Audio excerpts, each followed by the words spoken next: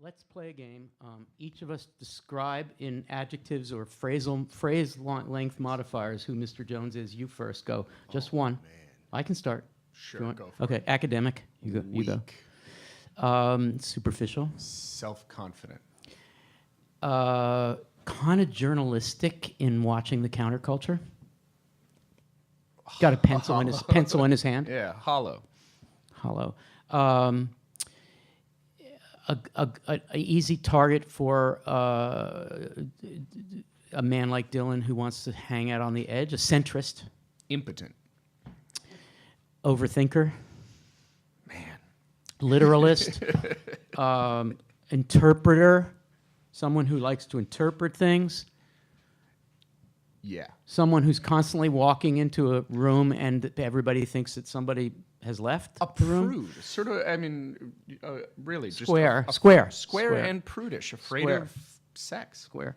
Yet hits 1965, and Mr. Jones now has the sideburns are longer, and he's wearing not a Nehru jacket yet, but probably like a bright blue double-breasted suit, and he comes to all the press conferences, and he's thinking about writing an article for the New England Quarterly on trying to get New England Quarterly to move to the point where they would cover a folk rock guy.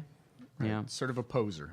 A poser, and that guy goes to the circus because Dylan is at the circus. So if you're covering Dylan, you got to go to the circus. I'm making this up, and he goes in and he gives his tickets in, and the geek comes up to him. What's a geek? Chickens and reptiles. A geek is a French circus performer who bites the heads off of chickens and reptiles. Another circus situation here in Dylan. Perfect, right? And the geek comes up to Mr. Jones and says, "How does it feel to be such a freak?"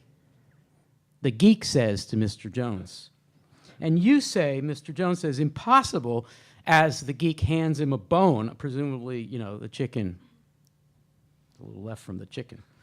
And something is happening here, but you don't know what it is, do you, Mr. Jones? Now, I would ask you, can we get him the mic again? Before I turn it over to Patrick. Uh-oh. What is it that Mr. Jones doesn't understand? This is so crucial, not just to the 60s, but to our time. What doesn't he understand in that scene? Can we hear the actual lyrics there? Do you want to listen? You're deferring, aren't you? Yeah, a little bit. Okay. I think the first stanza's- let's do it, but I want to hear from the audience. Just shout it out. What do you think Mr. Jones doesn't understand? We should compile a list. He doesn't understand the way people really live. He does understand reality, that's the problem, right? But reality as people who are living in Desolation Row with enlightened. he doesn't understand that real reality. What else doesn't he understand? The movement. He doesn't understand Bob Dylan. He doesn't understand Dylan, which This example to me of his genre of hate song, usually they're aimed at women who don't understand him, but in this case, it's Mr. Jones. ouch, Bob, ouch. I think there's something more going on. I get what you're saying. Look, you've been with professors and they've all liked your looks. And with great lawyers, you've discussed lepers and crooks. You can imagine that conversation. You've been through all of F. Scott Fitzgerald's books. You're very well read. It's well known. But still, despite your education and despite your interest in modern life, Fitzgerald, dissipation and all,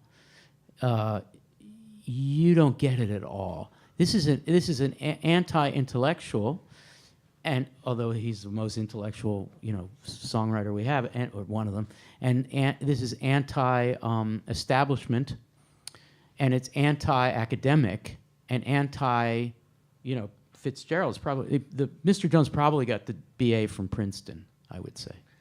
So it's anti-Princeton. Now that's a pose for Dylan because he likes to be sitting at the edge, even though he's reading his Rimbaud and has memorized Mallarmé and hangs around with Ginsberg. But that's all anti or non-academic stuff.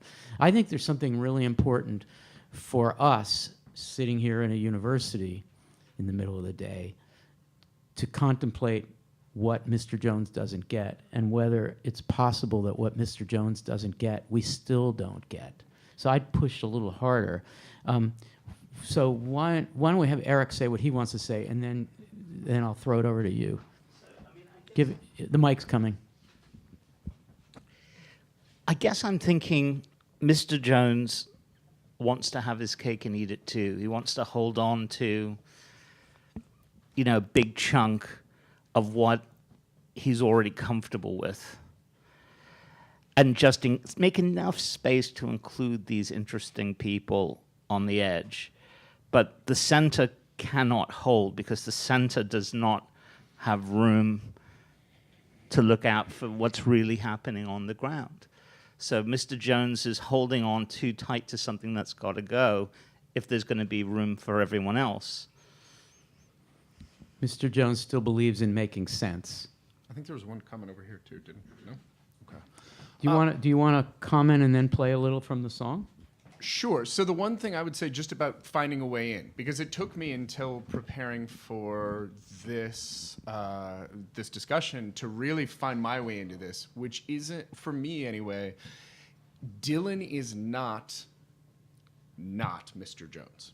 There's a part of Dylan in here. And the way into that for me was the line about you've read all F. Scott Fitzgerald's books. It's not just a sort of wink of I'm very well read too, and I know all this.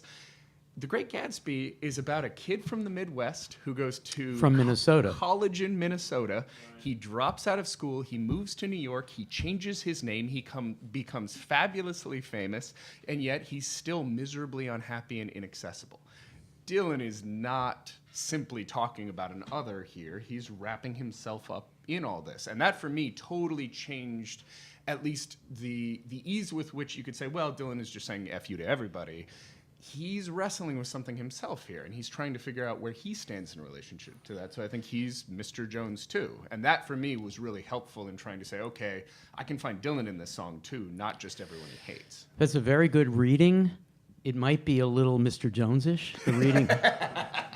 The reading, it's a self-referential reading.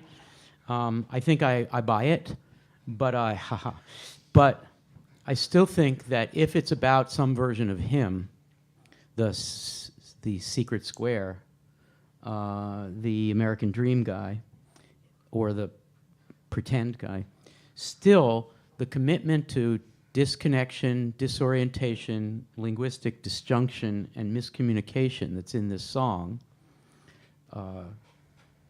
One-eyed midget comes up to him and says, now. And you say, for what reason? And the midget says, how? And you say, what does this mean? And he screams back, you're a cow. Give me some milk or else go home. There's what we would call in the 1960s a failure to communicate there. And that this miscommunication, this devotion to miscommunication as a phenomenon in the turn of his career, may be a way of driving himself, of pushing himself forward toward alienation and away from the settled course. So in your Fitzgerald reading, which I think is compelling, he's the Mr. Jones until he breaks by asking Al Cooper to play spooky organ riffs, even though Al has never played the organ before. That's the Dylan who says, I don't want to do what I was doing, man. I want to try something new. I want to get off of this track. So I think that's exactly I used to it. be Mr. So, Jones, and I'm not doing that anymore. Okay. But you okay. also have an artist who's wrestling with the creative process. So if Mr. Jones isn't the newspaper man who walks into the room and hears Dylan say all sorts of crazy stuff, and he isn't sort of a weirdly sexualized figure who walks into a room with a pencil in his hand, but if he's Dylan who comes into that space where he writes, where he's a songwriter, and he's got his pencil in his hand and he says, wait, who's that? Then he's somebody who's trying to wrestle with this idea of, I'm a person and I have an identity and I have loyalties and I feel all these, corporeal, boring, lame feelings. But when I write, I'm trying to get somewhere else. And I don't even understand where I'm trying to get. So I think your point about sort of challenging himself and trying to push what he's doing further is true, but he's also admitting a certain limitation that he feels in being able to do that all the time as easily as it looks when he actually presses the album. I still want to push back. I still want to push for a social, national political reading of this song. As much as I get that personal stuff, and as a Dylanologist, I'm really interested in all the ins and outs of his own situation. So, Queen Jane may be Joan Baez, and I'm interested in that. But here, something is happening. This is a phrase that will continue to be used by music, by popular music, from 65 till about 73.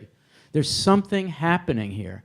What it is And ain't exactly. what it is ain't exactly clear, which is basically a quotation from Ballad of a Thin Man. There's a man with a gun over there. I don't even know where I am.